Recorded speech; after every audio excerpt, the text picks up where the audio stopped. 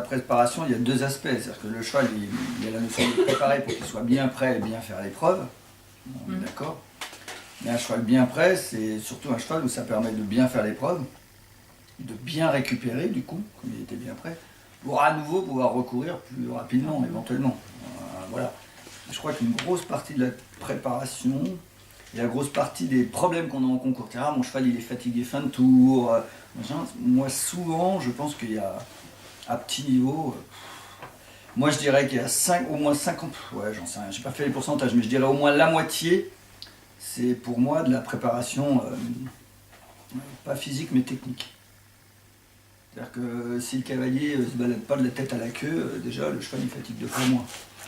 Si le cheval le cavalier a un contrôle suffisant, sans que le cheval tire, sans avoir à se bagarrer, déjà on a réglé aussi la moitié des problèmes.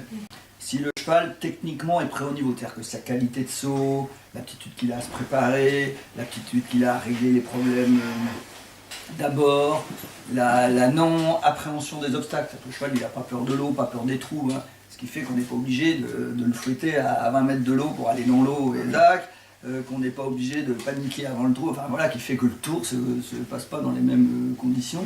Bah déjà, je pense que c'est déjà au moins la moitié du boulot, si c'est pas plus. Enfin en tout cas, tout ce qui est amateur 3, amateur 2, amateur 1, je pense que c'est même 80% du boulot, il est là. Après, si on en revient à la préparation pure, ça se met vraiment en amont. C'est-à-dire qu'il y a le foncier. On pourrait dire en fait on peut séparer ce qu'est endurance et résistance. En endurance, c'est ce que vous consommez comme oxygène par rapport à ce que vous respirez. Et qu'à ce moment-là, l'oxygène qu'on absorbe ne correspond plus à ce qu'on consomme, là on rentre en résistance. Alors ça, je vois que l'endurance, quand on prépare un cheval d'endurance, qu'on améliore son aptitude dans l'endurance, c'est tout le travail long.